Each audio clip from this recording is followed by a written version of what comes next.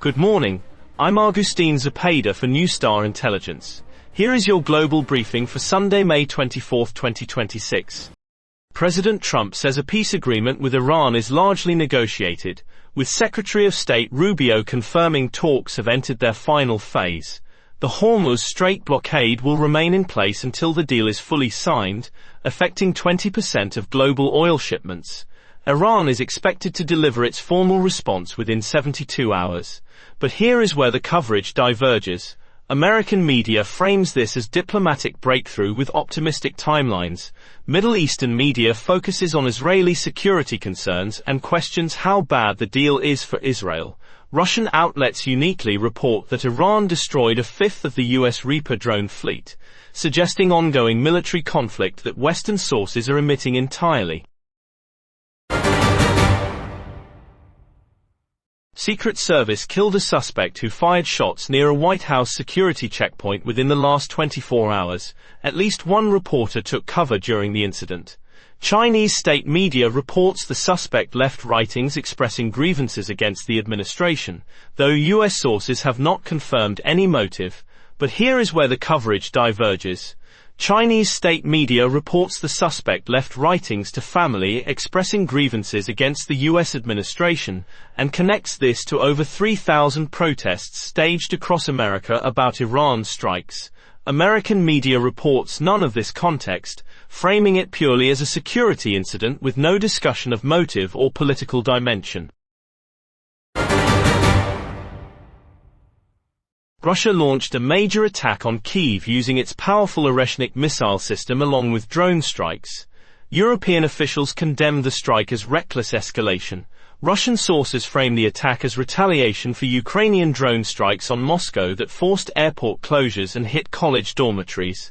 But here is where the coverage diverges. American and European media present this as Russian aggression and reckless escalation without mentioning Ukrainian actions. Russian media frames the Oreshnik strike as defensive retaliation for Ukrainian drone attacks that hit Moscow college dormitories. Middle Eastern outlets emphasize Ukrainian offensive actions that forced Moscow airport closures, providing context Western sources completely omit. Global oil inventories have fallen below 100 days of demand due to the ongoing Hormuz Strait blockade. Asian markets are expressing particular concern as 20% of global oil supply remains disrupted. Energy analysts warn markets are entering a danger zone if the Iran deal is not finalized within days. But here is where the coverage diverges. European outlets emphasize this as an urgent economic crisis with oil markets in a danger zone. American media focuses more on the diplomatic process than supply emergency.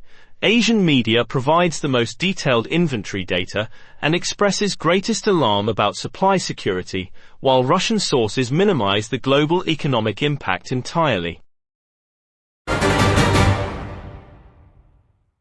Over 3,000 protests have been staged across the United States within 1 month regarding military strikes against Iran. The demonstrations represent growing domestic opposition to the administration's Middle East military policy. Chinese media is highlighting the protests as evidence of domestic political divisions, though American outlets have provided minimal coverage.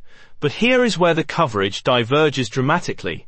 Chinese state media reports over 3,000 protests staged across America in 1 month, opposing Iran strikes, framing this as evidence of deep domestic political crisis. American media has provided virtually no coverage of large-scale protests, creating a complete information blackout on domestic opposition that Chinese sources are exploiting for propaganda purposes. The Senate Foreign Relations Committee is expected to demand a classified briefing on the Iran deal early this week. Lawmakers from both parties are seeking details on verification mechanisms and sanctions relief timelines.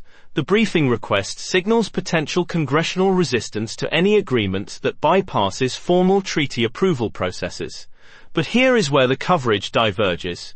American media acknowledges congressional oversight as routine process without emphasizing potential deal-blocking power.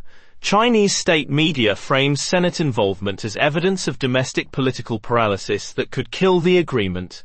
Russian and European outlets largely ignore congressional approval requirements altogether, treating presidential agreement as sufficient.